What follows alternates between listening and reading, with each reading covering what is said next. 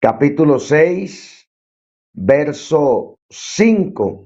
Hay una escritura ahí muy hermosa, muy linda y quiero retomarla hoy para compartir con los padres, como la mayoría de veces lo hago.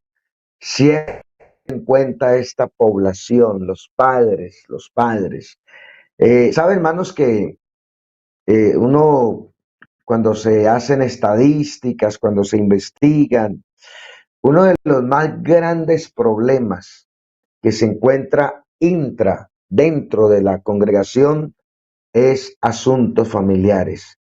Hay familias donde hay miembros de ellas o el papá o la mamá, tremendos predicadores, con mucha doctrina, con doctrina apostólica, con sana doctrina, gente dura en el tema, pero muchas veces se raja, dicen por allá en otro país, en el asunto de familia. O sea, la situación familiar dentro de nosotros es muy amplia, muy grande. Entonces, no sé, de pronto el ministerio que Dios me ha dado, me ha ido llevando por ese lado, siempre pensar en las familias. A veces me invitan a predicar en cultos misioneros de los domingos, por ejemplo, este domingo que es misionero. ¿Y qué se espera en un culto misionero? Que se hable de qué, concientizar la iglesia, animarla, vamos por las almas, vamos allá por los amigos, siga predicando, siga haciendo la refán, siga dando serenatas, y me invitan a predicar y se me da por predicar misión intrafamiliar, es decir, la misión que se hace dentro de la familia, o mi familia, mi primer objetivo, o primero los nuestros. No sé si el ministerio en el que Dios me ha puesto de evangelismo carcelario, ya 23 años, me haya ido de alguna manera moldeando el ministerio, el carácter para hablar de familias. Bueno, dice la bendita palabra del Señor en Deuteronomio capítulo 6, verso 5, y amarás al Señor tu Dios con todo tu corazón, con toda tu alma y con todas tus fuerzas. Mire pues las partes del ser, cómo Dios la desglosa para que nadie saque excusas, pretextos, para que quedemos sin eso. El tema que quiero compartir en esta mañana, orientado a los padres y extraído del mismo pasaje, lo he titulado Con alma, corazón y fuerzas. Si quiere, póngalo ahí, el tema, con alma, corazón y fuerzas. Si alguien le pregunta, oiga, no pude estar en el devocional de Gloria en Gloria, ¿de qué se predicó hoy? Dígale, con alma, corazón y fuerzas. ¿Qué pedido más hermoso, hermanos? Es un pedido que Dios le está haciendo al pueblo. Se lo hizo a Israel en su momento, pero creo que aplica también para nosotros. Y no solamente más hermoso, más justo también. Qué pedido más hermoso y más justo. Es lo más justo, amar a aquel que tanto nos ha amado. Es lo más justo amar a aquel que nos amó primero.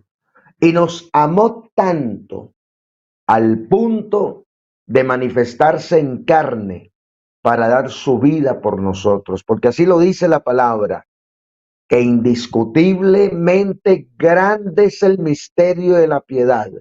Dios fue manifestado en carne. ¿Para qué? Para dar su vida por nosotros. Porque un espíritu no se le puede crucificar, a un espíritu no se le puede clavar en un madero, a un espíritu no se puede atentar contra un espíritu. Pero el Señor que había dicho que sin derramamiento de sangre no había remisión por los pecados, tiene que decir, yo mismo iré y los salvaré. Pero la única manera era que un justo diera su vida por los injustos, un santo por los pecadores. Entonces, ¿qué más justo que eso? Dice entonces, oiga, y les advierte, no solamente le está diciendo a los padres, vea padres, ustedes me deben amar con alma, corazón y fuerzas. No, les que eso lo deberían repetir a sus hijos una y otra vez, una y otra vez. Repítaselo a sus hijos hasta que les quedara grabadas estas palabras en todo su ser. En el verso 7 y al verso 9 lo dice. Y las repetirás a tus hijos, que lo que acaba de pedirle a los padres. Las repetirás a sus hijos y hablarás de ellas estando en tu casa, aquí en la casa, allá en tu casa. Le hablarás de las cosas que Dios acaba de pedirle a los padres. Oiga, no solo en la casa, andando por el camino, al acostarte, al levantarte también, y las atarás como una señal en tu mano. Llévala siempre ahí en tu mano atada. Y estarán como frontales entre tus ojos, porque al poner las manos, si yo aquí las tuviera, pues así literalmente las estaría viendo. Oiga, como frontales entre tus ojos, y las escribirás en los postes de tu casa y en las puertas. En los postes, para que al salir ahí de la casa o al entrar a la casa, la está viendo en los postes. Y dígame, ni qué hablar, en las puertas también. Oiga, para quienes llevamos toda una vida en la iglesia, algunos conservamos eso. Llegábamos a casas de hermanos y ahí en la sala, ahí los textos bíblicos, un cuadro grande, uno pequeño, uno mediano, el Salmo 23, el Salmo 91, otros salmos, otros textos. Para mí el vivir es Cristo. Aquí somos cristianos. Recuerdo, no sé quiénes de ustedes recuerdan hace muchos años un texto no bíblico, pero una frase que no podía faltar en los hogares cristianos: no fume, aquí somos cristianos. Oiga, tremendo, no sé cuántos de ustedes recuerdan esa frase: no fume, aquí somos cristianos. Y entraba uno a las habitaciones y también ahí los pasajes bíblicos, mejor dicho, se despertaba el muchacho, abría los ojos y lo primero que veía al frente era un pasaje, un texto de la palabra del Señor. Sabe, hermanos, que, bueno, no quisiera comentarlo, no lo hago con mala intención, sino para que reflexionemos. Muchas veces en lugares donde a uno lo invitan a predicar, bueno, es muy normal que en la mayoría de iglesias ya lo ubican a uno en un hotel, pero todavía hay congregaciones donde lo envían a uno a casa de hermanos, algún hermano quiere atenderlo, quiere darle posada. Hay regiones, hay pueblos donde no será posible en un hotel, entonces algún hermano.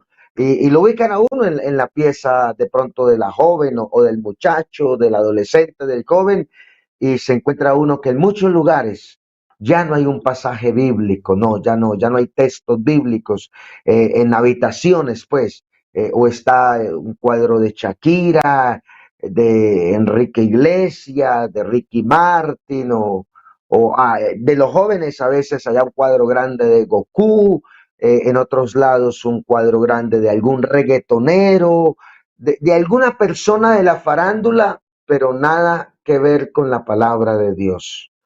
Y bueno, se dice que cada uno necesita su propio espacio, pero como padre, jamás, jamás permitiría una cosa de esas. Que es la habitación privada, que es la habitación íntima, diga la psicología que casi siempre por ahí viene todas estas cuestiones, diga lo que quiera, digan lo que quieran. Mientras mis hijos vivan en mi casa, escuche bien, dependan de mí económicamente, en los alimentos, en el vestuario, y no importa, pueden tener 25, 30 años, pueden tener 60, pero mientras vivan en mi casa, jamás permitiré una cosa de esas. Jamás. No importa que sea su cuarto, no importa que se diga que es íntimo, pero toda esa casa debe ser para la gloria de Dios. Y en toda esa casa yo soy el jefe, el que manda, el que gobierna, el que dirige. Yo soy el padre de familia. Así que hermanos, bueno meterle una revisadita a esa habitación, porque los hijos no se pierden que es de mala suerte. No es que Dios tenga una ruleta ya grandota en el cielo, allá una ruleta y el Señor la activa y algunos tienen buena suerte, otros tienen mala suerte y que le tocó a usted la mala suerte. No, hermanos. No, no, no, no, no, no, no. A Israel se le dijo en cierta ocasión, saca el anatema, sácalo maldito, sácalo anatema para que llegue la bendición. Lo anatema es maldito. Y si hay maldición, no importa en qué habitación, toda esa casa será afectada. Entonces, como a Dios le gusta las cosas claras, les presenta la justificación. Porque está dando el Señor unas directrices. Enséñale a tus hijos lo que les he enseñado, lo que les he mandado. ¿Qué les he mandado? Que me amen con alma, corazón y fuerzas. Eso se lo va a repetir a tus hijos todos los días de su vida, al acostarte, al levantarte, en la casa, en el campo, afuera. Lo vas a escribir en los postes, en las puertas. Y como le decía, en nuestro tiempo y aún hay hogares cristianos donde abunda la palabra de Dios. Pero como no falta el que pregunte por qué, sobre todo los niños, hay una edad en los niños donde esa bendita palabra ¿por qué? Porque están como una esponja absorbiendo conocimiento, tienen muchas inquietudes. ¿Y por qué, papá? ¿Y por qué, mamá? Y usted le responde, le explica, le acaba de dar la respuesta y ahora tiene otro ¿por qué? Entonces dice el Señor en los versos 20 en adelante, y mañana cuando tu hijo te preguntare diciendo, hermano, la sabiduría de Dios. Dios ya sabía eso, Dios lo sabe todo. Cuando te preguntare diciendo, ¿qué significan los testimonios y estatutos y decretos que el Señor nuestro Dios os ha mandado? Papá, mamá, ¿y esto qué? ¿Por qué yo voy a la casa de mis amigos y no hay textos bíblicos? En la casa de mis amigos encuentro otra clase de cuadros. ¿Por qué ustedes tienen toda esta información? Aún en mi habitación, papá, mamá, aún mi alcoba tiene allá cosas que hablen de Dios. ¿Por qué? ¿Qué significa esto? Entonces dirás a tu hijo, nosotros éramos siervos de Faraón. En el caso nuestro, los cristianos, éramos siervos del pecado. Allá en Egipto, nosotros los cristianos en el mundo. Porque Faraón representa el pecado y representa al diablo, al opresor también. Y Egipto representa al mundo. Y el Señor nos sacó de Egipto, hoy diríamos del mundo, y no de cualquier manera, nos sacó con mano poderosa, con señales y milagros, milagros grandes y terribles que Dios hizo allá en Egipto para sacarnos. Los hizo sobre Faraón, sobre toda su casa, delante de nuestros ojos, hijos. Es que somos testigos oculares, hijos. Nosotros sabemos de lo que hablamos. Nosotros sabemos por qué les aconsejamos todo esto. Oiga, somos testigos de lo que estamos hablando. Y nos sacó de allá para traernos y darnos la tierra que juró a nuestros padres. Para nosotros, para ellos, una promesa terrenal. Para nosotros, una promesa celestial. Para ellos, bendiciones de la tierra, herencia, bendiciones en Abraham. Para nosotros, bendiciones en Jesús. Bendito sea el Dios y Padre de nuestro Señor, que nos bendijo con toda bendición espiritual. Ellos bendiciones terrenales, nosotros bendiciones espirituales, que nos bendijo con toda bendición espiritual en las regiones celestiales. Y el Señor nos mandó que cumplamos todos estos estatutos y que temamos a Él para que nos vaya bien todos los días, para que nos conserve la vida como hasta hoy. Todo lo que Dios manda, todo lo que Dios ordenó. Tengo que ser honesto, estas cosas son mandamientos de Dios para Israel. Hay que tener esa honestidad, pero en la aplicación, recuerde que la palabra del Señor, el apóstol Pablo dice, toda la escritura es inspirada por Dios, toda, desde Génesis hasta Apocalipsis, y útil para enseñar. De pronto hoy no hacemos sacrificios como Israel, hoy no circuncidamos a nuestros niños como lo hacía Israel, y no hacemos miles de cosas que tenía que hacer Israel, pero queda la enseñanza, queda el principio, y útil para enseñar, para redarguir, para corregir, para instruir en justicia. Todo esto a fin de que el hombre de Dios sea enteramente preparado y perfecto y preparado para toda buena obra. Entonces hay que tener esa honestidad. Estas cosas son estatutos, son decretos, son mandamientos de Dios para Israel, pero ¿cuántas cosas podemos extraer de ahí para bendición de nuestras casas? Por eso, enseñémosles a nuestros hijos a amar a Dios. ¿Cómo? ¿Cómo hay que enseñarle? ¿De qué estamos hablando? Ya ustedes lo pusieron ahí, con alma, corazón y fuerzas. Eso sí, recordando que la mejor enseñanza es el ejemplo. Oiga, el ejemplo que ellos ven en nosotros.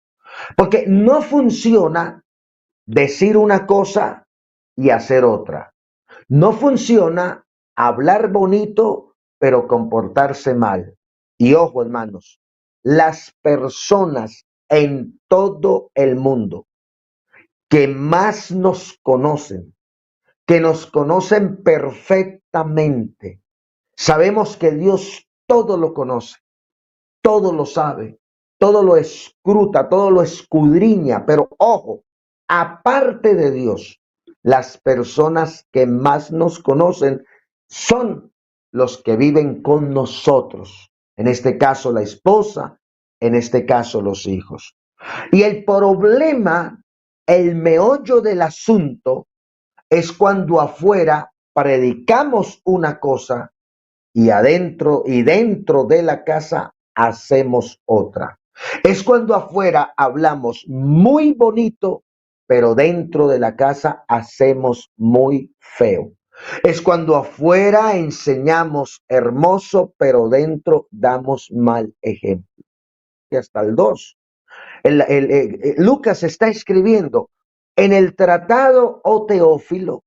Teófilo era un comandante en el ejército, era una persona de eminencia, una persona importante, que alguien le habló del Señor y quedó fascinado. Posiblemente el mismo Lucas le habló de Cristo y ese hombre, hermanos, quedó súper fascinado.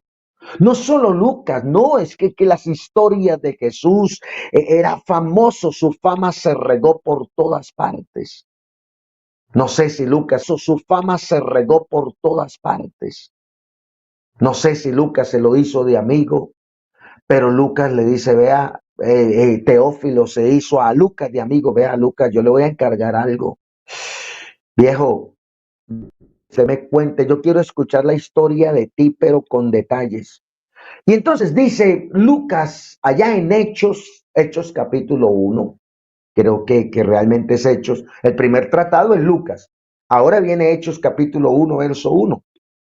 Entonces dice, en el primer tratado, oh Teófilo, hablé acerca de las cosas que Jesús comenzó, ojo ahí, a hacer y enseñar. El primer tratado es Lucas. Y usted va y lee Lucas capítulo 1, verso 1, y comienza Lucas a explicar toda esa cuestión. Pero quedémonos aquí en Hechos 1. Oiga, en el primer tratado, Lucas, se refiere al Evangelio de Lucas. Oh Teófilo, hablé acerca de las cosas que Jesús comenzó a hacer y a enseñar. Es decir, Jesús primero hizo y después enseñó. Cuando le dijo a los discípulos que era importante ayunar y orar, él había ayunado 40 días y 40 noches. Cuando les habló de la importancia de vigilar, que estuvieran vigilantes, Cristo pasó muchas noches en vigilias, hasta la primera vigilia, la tercera, la cuarta, pasó muchas veces. Cuando los mandó a echar fuera demonios, Cristo ya lo había hecho. Cuando los mandó a sanar enfermos, les mostró cómo. Hermanos, este es nuestro modelo, decía el hermano ahora. Nuestro modelo no es el pastor, nuestro modelo no es la esposa del pastor, es Cristo. Él primero hizo y luego enseñó. Ahora Él espera de nosotros lo mismo. Entonces, esto no quiere decir que tengamos que ser padres perfectos, porque no existen. Vea, el hermano también estaba hablando de eso. Nadie es perfecto, que no conoce ninguno. Yo tampoco conozco ninguno. Entonces no existen los padres perfectos, pero sí padres que aman a Dios, que se cuidan para Él, que cuando fallan, porque los seres humanos fallamos, pecamos, erramos, cometemos muchos errores, que cuando fallan, enmendan sus errores, que cuando caen, se levantan y no se quedan ni postrados ni acariciando la piedra que los hizo caer. Hermanos, muchas veces pudiéramos decir el problema no es caer, el problema es quedarse caído acariciando la piedra o el palo o el objeto o el obstáculo que lo hizo caer. Eso sí es un problema. No te quedes acariciando la piedra que te hizo caer. No, levántate. Aprende de los niños se caen, lloran, se sacuden las rodillas, se sacuden los coditos, lloran un rato y siguen disfrutando la vida. Vuelvo y les digo, el problema no es caer. Todos hemos caído, todos. Y si usted considera que nunca ha caído, bueno, espere su turno, estás en la fila. Todos hemos caído, pero el problema es no levantarse, levantémonos. Hay problema. Enseñémosle a los hijos estas cosas, hermanos. Enseñémosle con ejemplo. Hay problemas. Enseñémosles a orar. Ve, hermanos, con mi familia jamás, todavía sigo diciendo esta palabra, jamás hemos llevado papelitos con peticiones al altar. Nunca. Yo les enseñé a mis hijos en la casa con mi esposa, que es mi ayuda idónea, les enseñamos en los devocionales familiares siempre presentar nuestras peticiones a Dios. Lo hacíamos en casa. Si usted se va al origen del templo, ¿para qué fue hecho? El templo fue hecho para adorar. Era para adorar. Ese era el propósito, para agradecer, para bendecir, para exaltar, para enaltecer. No, eso a veces parece una romería, hermanos. ¿Por qué? Porque abandonamos el principio y abandonamos también la buena costumbre del altar familiar. Pero nosotros siempre los problemas de la casa, de la familia, en un altar familiar. Hay problemas, enséñale a orar. Respondió el Señor, enséñale a agradecer. Los bendijo el Señor, diles que Él los bendijo porque Él es bueno. Llega una bendición de cualquier índole. Ay, y los hijos se sorprenden. Uy, papá, el Señor, esas cosas que hace, es que el Señor es bueno. Pero llegó una calamidad a la familia. Diles que Él sigue siendo bueno. Escuche bien. Los bendigo el Señor, diles que Él es bueno. Llegó una situación, una enfermedad, una desgracia, algo que duele mucho. Hijos, el Señor sigue siendo bueno. Diles que es bueno en las malas y en las buenas, en la salud y en la enfermedad, en la riqueza y en la pobreza. Cuando Él responde y cuando no responde, que en la vida y en la muerte, diles que Él sigue siendo bueno. Porque muchas veces un no también es respuesta de Dios. Habrán momentos que Dios nos dirá no. Y le tengo una más extrema. Habrán momentos que se quedará callado. En los salmos abundan expresiones donde el salmista le dice, ¿por qué te quedas callado? ¿Por qué te escondes de mí? ¿Por qué no respondes? En otro día, ¿hasta cuándo me responderás? Dígale que no importa, Él sigue siendo bueno. Eso es amar al Señor con almas, corazón y fuerza. No es amarlo solo en las buenas, no, en las malas también. No es hablar de Él bonito en la salud, no, en la enfermedad también. No es hablar maravillas de Él en la vida, no, cuando un ser querido se va también. Cuando tú le enseñas esto a tus hijos, cuando le enseñamos esto a nuestros hijos desde temprana edad, se levantarán humildes.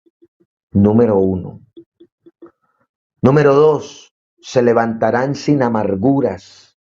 3, se levantarán sin renegar, sin refunfuñar. 4, aceptarán lo uno, pero también lo otro. Y 5, aceptarán la vida, pero también la muerte. Cuando tú le enseñas estos a tus hijos, hermano, aprenderán a decir, gracias Dios. Él es bueno, dicen en la Fundación para Drogadictos, Él es bueno. Y ellos responden a grito todo el tiempo. Y todo el tiempo Él es bueno. Él sigue siendo bueno.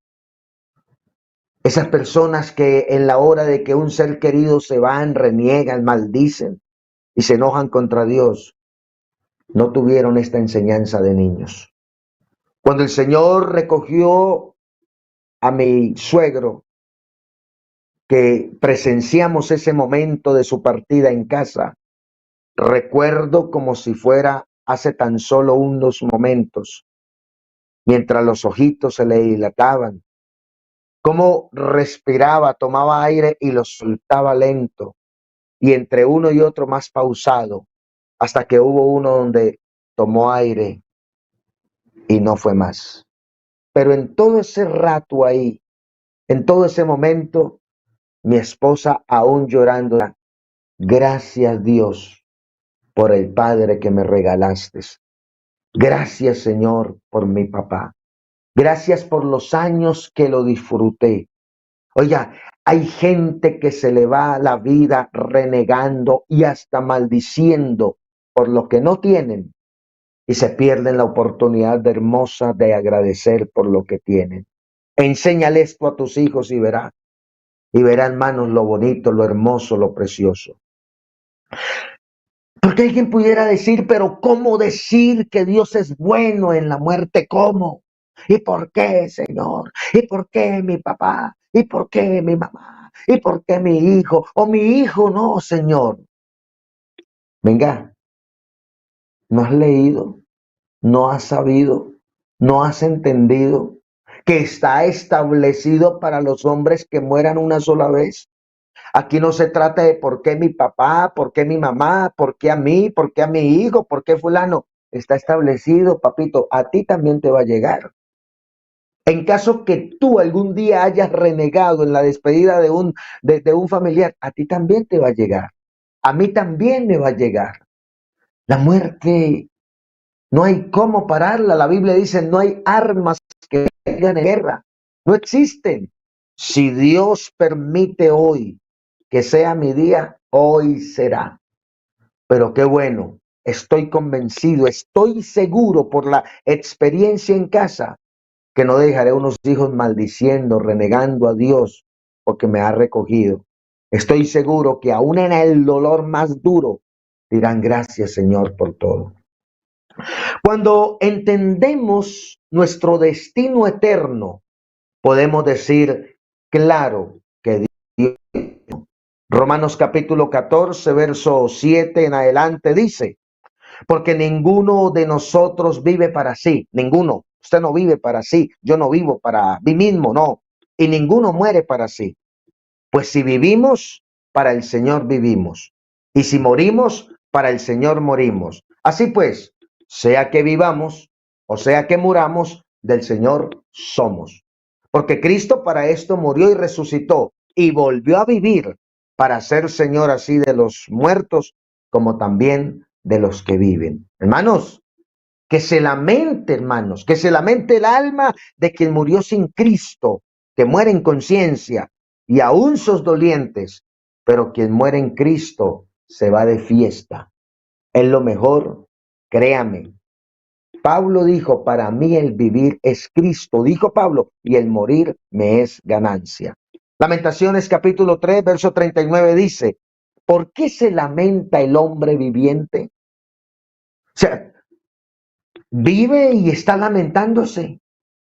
Tiene vida y está lamentándose. Laméntese el hombre en su pecado. Oiga, si algo se ha de lamentar el hombre que se lamenta en pecado, dígame del que muere en pecado, del que muere sin Cristo. Eso sí es grave. El problema no es morir, el problema es morir sin Cristo, sin salvación. Pero quien muere con Cristo incluso ha ganado más. Se ha asegurado, ha terminado su carrera y lo único que le espera es la recompensa eterna. Bendito sea el nombre de Jesús. Y amarás al Señor tu Dios con todo tu corazón, con todo tu alma y con todas tus fuerzas. Con alma, corazón y fuerzas. Enséñele a tus hijos a amar a Dios, pero por favor, déjeme decírselo así. Llévelos por el camino del amor, hermanos, por el atajo del amor. Es un atajo espectacular, hermoso. No los lleve por el camino más largo. Los hermanos del campo, no, y eso aún en la ciudad hay atajos. Yo uso atajos para evitar semáforos. Ya me conozco esta ciudad de la A a la Z, así que uso atajos para evitar tanto semáforo. En el campo se usan atajos. Déjeme decirle, lleva a tus hijos por el atajo del amor. No los lleve por ese camino largo, ese camino del terror, del miedo, de la manipulación, de las amenazas. No haga esto porque Dios lo castiga. Si desobedece le puede venir una enfermedad. Si no hace caso le va a caer una maldición. Si tal cosa esto, si tal cosa aquello, si tal cosa la otra. Y criar y levantar los hijos a punta de amenazas. Ese camino es tortuoso. Es un camino maluco. El camino de las amenazas es un camino desagradable. Apreciados padres, eso es manipulación. Dios no quiere que le amemos así. Dios no quiere que le amemos a las malas, a la fuerza, por obligación, por miedo a la amenaza, por terror, por susto. Dios no quiere que le amemos así. Dios quiere que lo amemos por lo que Él es. Y bueno, por lo que hace también. A veces decimos que no, no por lo que hace también. No olvide ninguno de sus beneficios, dice el salmista. Pero preparémoslos para que cuando Él no haga lo que ellos deseen, lo que nosotros deseamos, a veces Él dice no, a veces se queda callado, a veces no lo hace. No se sientan frustrados, traicionados, decepcionados. No se sientan engañados ni decepcionados, porque aunque algunas veces no nos responde como queremos, Él sigue siendo inmensamente bueno, bondadoso y amoroso. Eso está en el Salmo 103. El verso 8, por ejemplo, dice, clemente y misericordioso es el Señor, lento para la ira y grande en misericordia. No contenderá para siempre, ni para siempre guardará el enojo. No ha hecho con nosotros conforme a nuestras iniquidades, ni nos ha pagado conforme a nuestros pecados. Porque como la altura de los cielos sobre la tierra, engrandeció su misericordia sobre los que le temen. Cuanto está lejos el oriente del occidente, hizo alejar de nosotros nuestras rebeliones. Como el Padre se compadece de los hijos, se compadece el Señor de los que le temen, porque Él conoce nuestra condición, se acuerda de que somos polvo. El hombre como la hierba son sus días, florece como la flor del campo, por ella y pereció, y su lugar no la conocerá más, mas la misericordia del Señor es desde la eternidad y hasta la eternidad sobre los que le temen, y su justicia sobre los hijos de los hijos, sobre los que guardan su pacto y los que se acuerdan de sus mandamientos para ponerlos por obra. Por Dios bendito. ¿Nos parece poco esto? De ahí para allá todo es ñapa, de ahí para allá todo es pecado. Que nos haya perdonado todas nuestras iniquidades, que haya sido con nosotros clemente y misericordioso. Bendito Cristo, hermanos, ahí para allá ñapa, pura ñapa.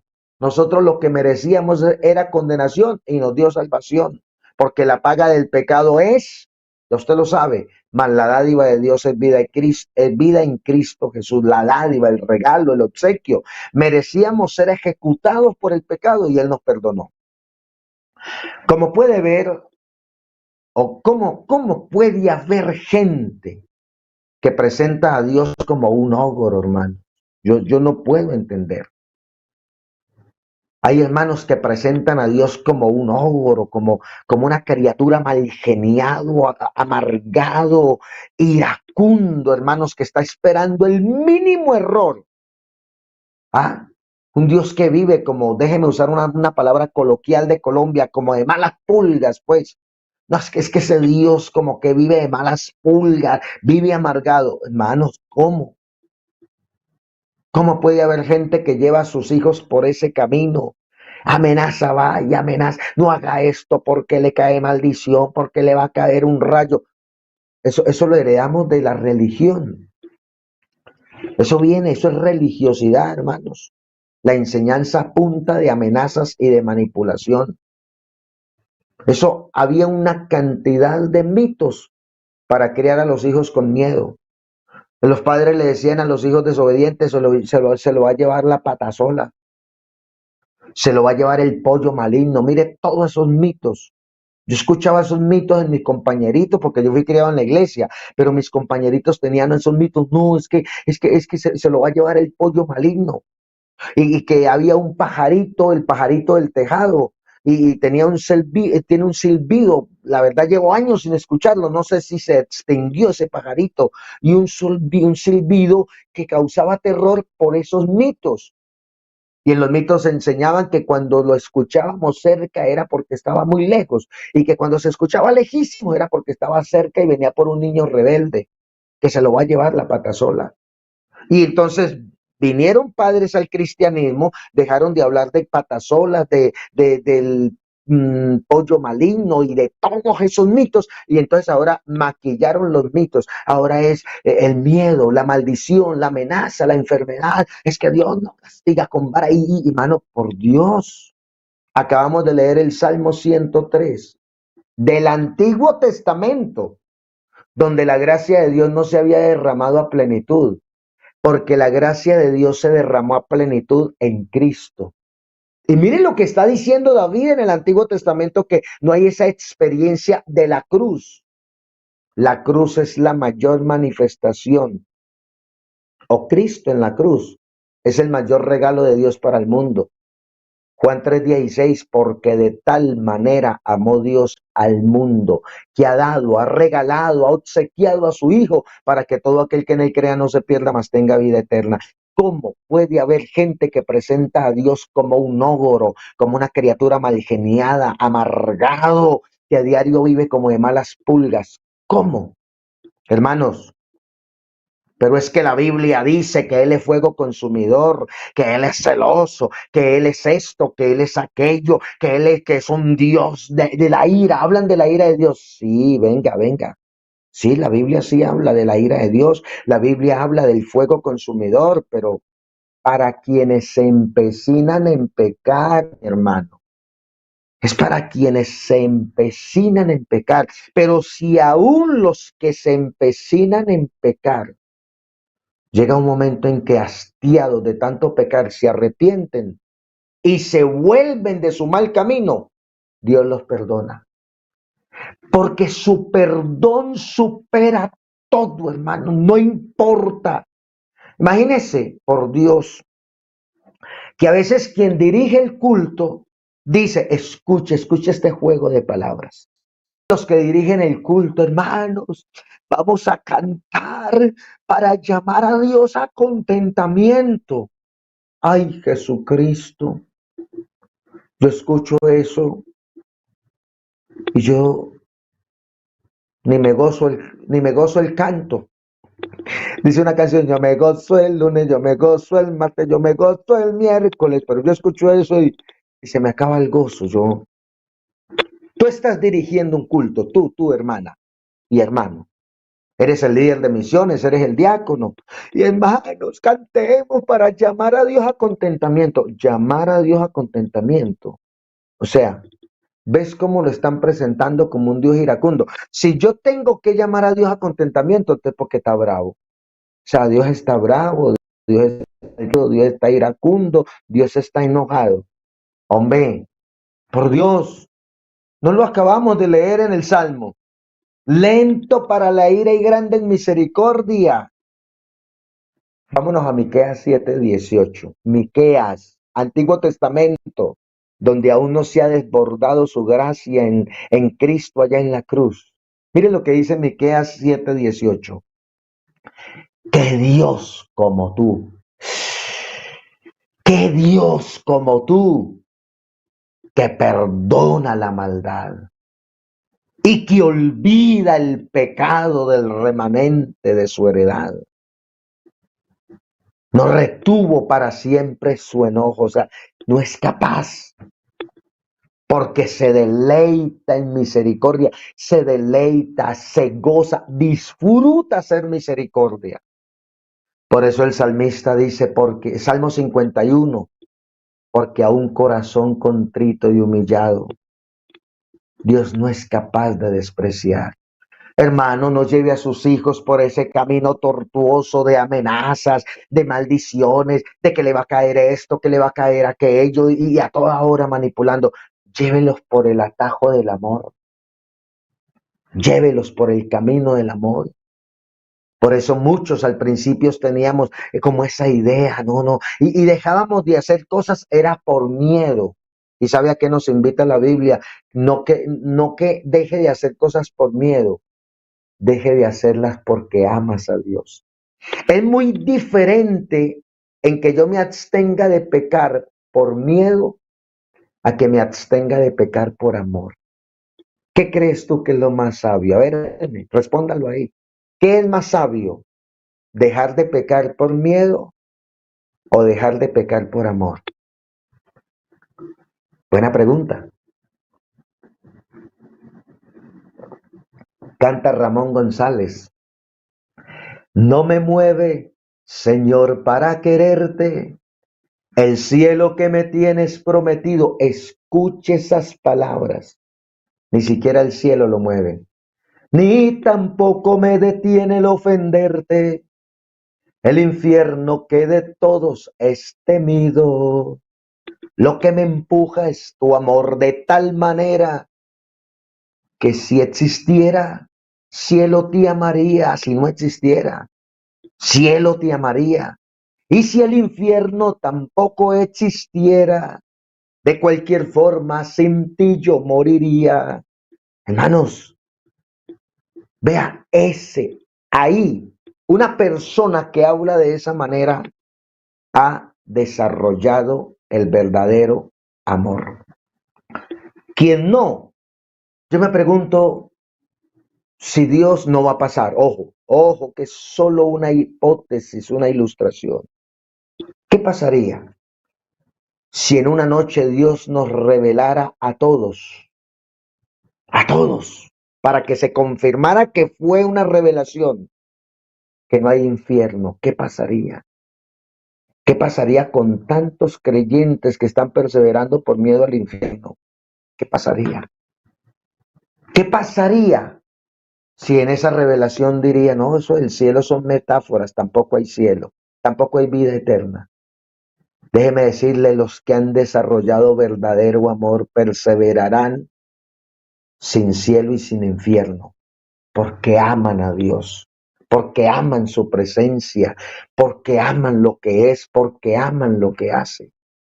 Por favor, hermanos, por favor, cierra, póngale un ese camino largo de las amenazas, del miedo, de la manipulación, y dile a tus hijos, vea, aquí está el atajo del amor, por aquí es fácil, mi yugo es fácil, dijo Cristo, mi yugo es fácil, vea hijos, aquí está el atajo del amor, por ese camino de la manipulación, de la amenaza, hijo, eso es una vuelta enorme, como cuando uno está en el campo, en las fincas cafeteras, unas vueltas que se puede echar unos 40 minutos, 2 horas más dando una vuelta, mientras hay unos senderos, llaman atajos. Lleva a tus hijos por el atajo del amor. No, voy a leerles otra vez, Miqueas 7:18. Que Dios como tú, ninguno, no existe otro, que perdona la maldad, perdona y olvida el pecado. Oiga, no retuvo para siempre su enojo. O sea, él es lento para la ira, o sea, sí se aira, pero él es lento, pero misericordia es grande, porque se deleita en misericordia. Apreciados padres, esto es lo que hay que enseñarle a nuestros hijos. Cuando le enseñamos lo contrario y ellos cometen errores y hasta pecados que también hemos cometido, se sentirán tan asustados que ni ganas de acercarse a Dios les dará, por falta de confianza. Cuando uno lo levantan por el camino de la amenaza, del miedo, del susto, por eso uno comete un error y uno, entonces viene ese sentimiento de culpa, ¿no? Hay hermanos que ellos dicen, no, yo no creo que Dios me perdone. No, Dios no me perdona. No, no, yo he cometido tantos pecados que Dios no me perdona. Pero mire lo que dice en Hebreos capítulo 4, verso 14 al 16. Por tanto, teniendo un gran sumo sacerdote que traspasó los cielos, a Jesús, el Hijo de Dios, retengamos nuestra profesión. Verso 15. Porque no tenemos un sumo sacerdote que no pueda, lo está presentando en negativo, digámoslo en positivo, porque sí tenemos un sumo sacerdote que sí puede compadecerse de nuestras debilidades. Uno que fue tentado en todo, según nuestra semejanza, o sea, de la manera en que somos tentados, Él fue tentado en todo, pero escuche, sin pecado. Jamás pecó, Él es el hombre santo, perfecto, inmaculado. Por tener esa clase de sacerdote que experimentó el ser tentado en todo, pero que venció el pecado, dice el verso 16, acerquémonos pues confiadamente al trono de la gracia. Acerquémonos. ¿Qué es acercarse confiadamente? A ver, ¿qué es si no acercarse sin miedo, sin temor? Ah, uno, hermanos, ese miedo, no, Dios no me perdonó, yo no vuelvo a culto, ¿para qué voy a ir a culto? Acércate confiadamente que ese bendito camino al lugar santísimo quedó abierto. Jesús quitó la barrera, Jesús rasgó el velo desde el cielo, desde arriba hasta abajo rasgó, el velo se rasgó de arriba abajo, desde el cielo hacia la tierra y quedó abierto el camino al lugar santísimo. Acerquémonos pues confiadamente, es decir, sin miedo, sin temor, sin desconfianza. ¿Será que sí me perdona Dios? ¿Será que no me perdona Dios? No, acércate confiadamente al trono de la gracia.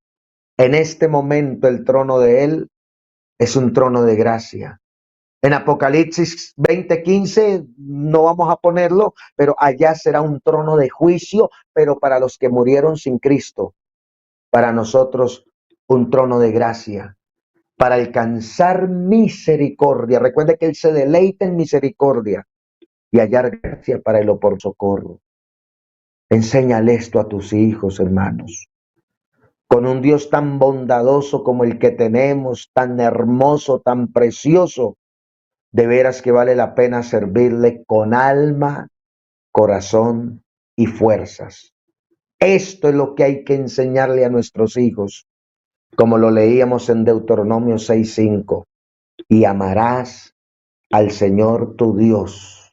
Amarás porque Él te amó primero. Amarás porque nadie te ama como Él. Amarás porque su amor no se puede ni medir. Cantamos tan alto que no puede ir arriba de Él, profundo que no puedo ir abajo de Él, tan ancho que no puedo ir afuera de Él. Y amarás al Señor tu Dios con todo tu corazón, con toda tu alma y con todas tus fuerzas. Enséñale esto a tus hijos. Dios con alma, corazón y fuerzas. No los lleve por ese camino de amenazas, de maldiciones, de susto, de miedo. Llévalos por el atajo del amor. Es más corto, más suave, más precioso. Démosle gracias al Señor Jesucristo por su palabra. Se les aprecia mucho, padres. Se les aprecia mucho. Que Dios los bendiga mucho y que Dios bendiga sus familias, que Dios bendiga a sus hijos, que le permita ver remar a esos hijos apartados, que Dios le permita verlos sirviéndole a Dios, amándolo, honrándolo. Oremos en esta soberano Salvador. Gracias te doy, Señor, por esta oportunidad tan bonita que me acaba de regalar de predicar tu palabra a esta congregación, a estos hermanos. Que esta palabra se quede en nuestros corazones, que nuestros hijos aprendan que tu amor es espectacular, supera todo enojo, supera toda ira, supera todo resentimiento. Señor, que tú eres un Dios que se deleita en perdonar, que se deleita en misericordia. Te ruego por los padres, ayúdalos, dale sabiduría para criar a sus hijos, a sus niños, y ayúdalos, permite que sus hijos apartados vuelvan al camino del amor. Ayuda a estos padres, inspíralos, ayúdalos, dale la victoria sobre sus familias o en favor de sus familias. En el nombre glorioso del Señor Jesús. Amén y amén. Bendiciones, mis hermanos. Dios les bendiga, mi hermano. Muchas gracias por esta oportunidad y disponte a pasar un día excelente con tu familia, con tus seres queridos. Paz de Cristo.